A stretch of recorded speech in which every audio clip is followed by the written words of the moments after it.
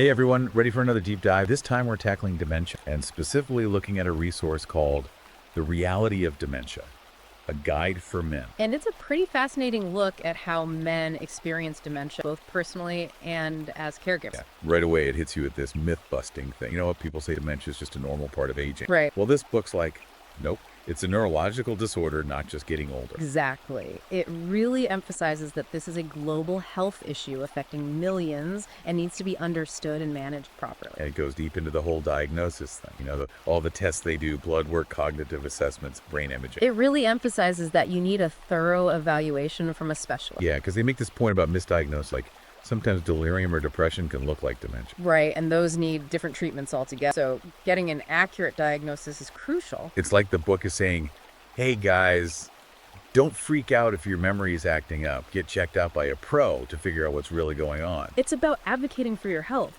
really understanding that not every memory slip is dementia. And the book doesn't stop at the medical stuff. It also talks about the emotional side of a dementia diagnosis. Yeah, the feelings men often fear, anger, sadness, even a sense of loss. It's like the book is giving men permission to feel those things. Yeah. You know, encouraging them to acknowledge and process them instead of just bottling them up. Right, and it makes it clear that seeking help isn't a weakness. It's actually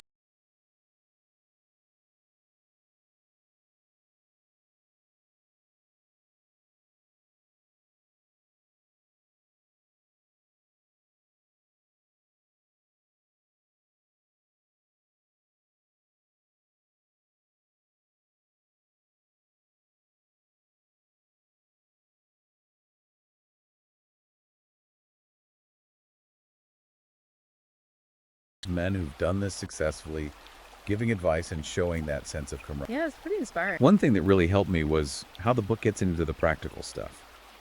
You know, understanding medical needs, managing meds, setting up routine. I like how they use real life examples. It makes the information more relatable and less overwhelming. Yeah, like they talk about making a structured routine for medication, but also being flexible because life with dementia is unpredictable. It's finding that balance between structure and adaptability. Right. And it reminds us that problem solving is huge in caregiving. Those unexpected things pop up and you got to stay calm, find solutions. Exactly. Yeah. It empowers men to be effective caregivers. You know, another thing that stood out was the focus on communication and social engagement for people with dementia. The social interaction can help slow cognitive decline. Yeah, the book gives practical tips for adapting those interactions to someone with dementia, simplifying language, breaking things down, making them feel comfortable. It's like learning a new language to connect with our loved ones, even with those communication barriers. That's a great way to put it. And it doesn't shy away from the challenges as dementia progresses, the agitation, confusion, repetitive behavior. Those can be tough for everyone involved. Yeah, but it gives techniques for dealing with them, like validation and distraction. Validation is about acknowledging their feelings,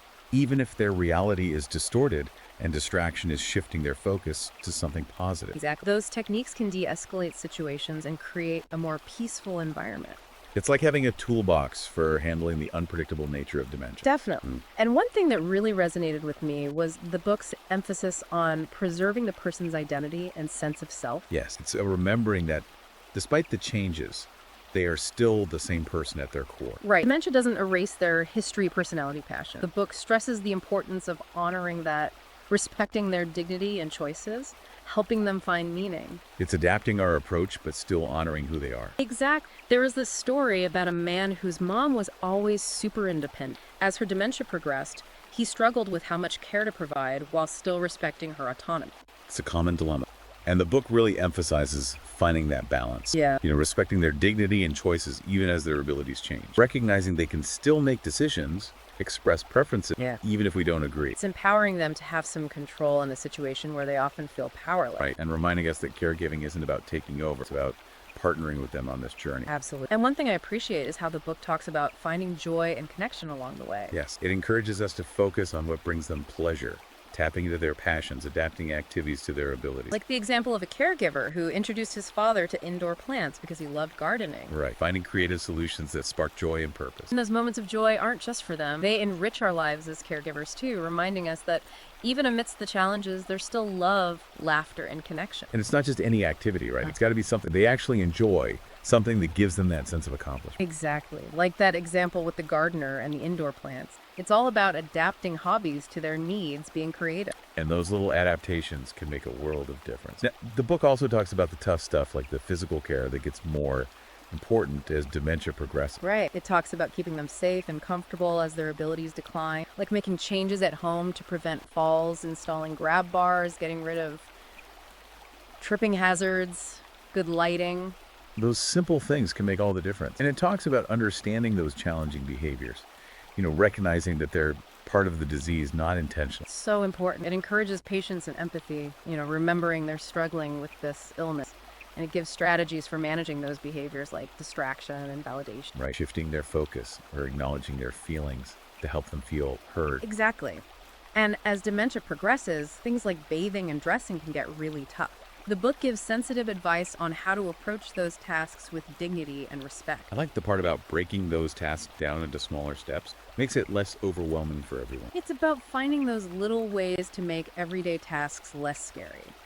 And the book also covers nutrition and hydration, which can be tricky with dementia. Yeah, it stresses good nutrition, but acknowledges the problems that come up, like changes in appetite, swallowing difficulties, even forgetting to eat. They suggest trying different textures and flavors to find foods they like and can eat easily. Also, creating a calm mealtime atmosphere. Those little things can make a big difference, like using a straw or making the food look appealing. And they share stories from other caregivers, which makes it feel more doable. Those stories are so helpful. They give you hope and make you feel less alone. Definitely. Another common issue the book covers is sleep disturbances, which are super common with dementia. It talks about the different things that cause them, changes in the brain, environmental factors like noise and temperature. And I found the practical advice for making a good sleep environment really useful. Things like a consistent sleep routine, minimizing noise and light, making sure the temperature is comfortable. It's amazing how those little changes can help.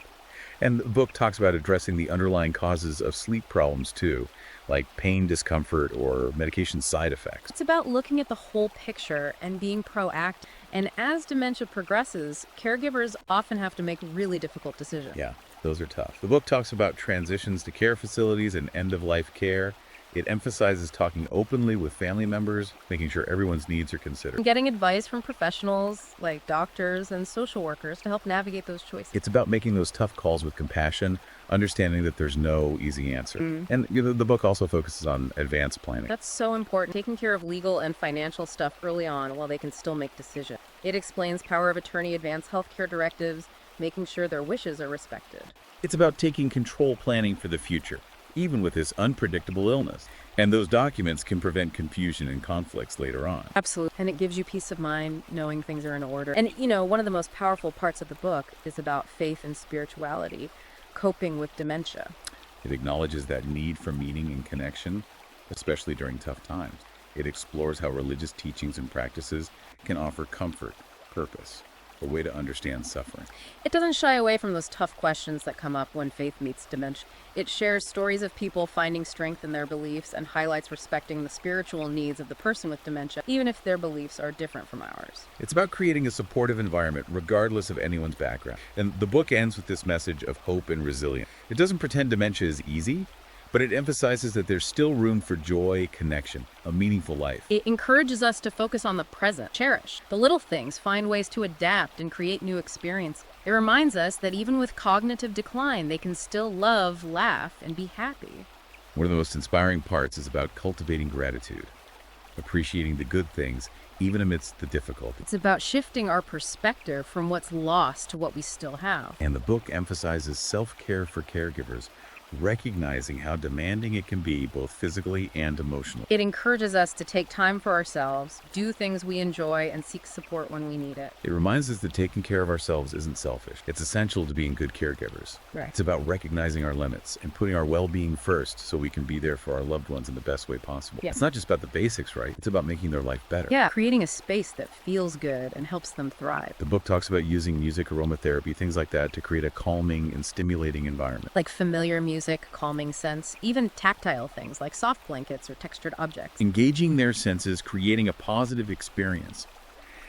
And they also talk about bringing nature into their world. Having plants around, access to a garden, even just pictures of nature. It's about connecting them to that natural world, bringing a sense of peace. Exactly. And you know, one thing that really struck me was how the book explores the emotional and spiritual side of dementia care. Yeah, it acknowledges the impact on everyone involved, and it doesn't shy away from those tough emotions like grief and loss. It encourages us to honor the person's life, celebrate their accomplishments, cherish those memories. Finding meaning in the midst of loss, recognizing that even as their mind changes, who they are at their core remains. That's so powerful. And there's this story about a man caring for his father with Alzheimer's. His dad's memory was gone, but his love and kindness were still there. It reminds us that even as dementia progresses, those core parts of them can stay strong. Absolutely. And the book encourages us to find ways to connect on a deeper level, appreciate the simple moments, find meaning in our caregiving journey. Recognizing the power of love and compassion, finding those moments of grace. It's beautiful. And you know, the book also talks about advocating for those living with dementia. Being proactive, seeking information, resources, support. Right. We have a voice, and we can use it to raise awareness,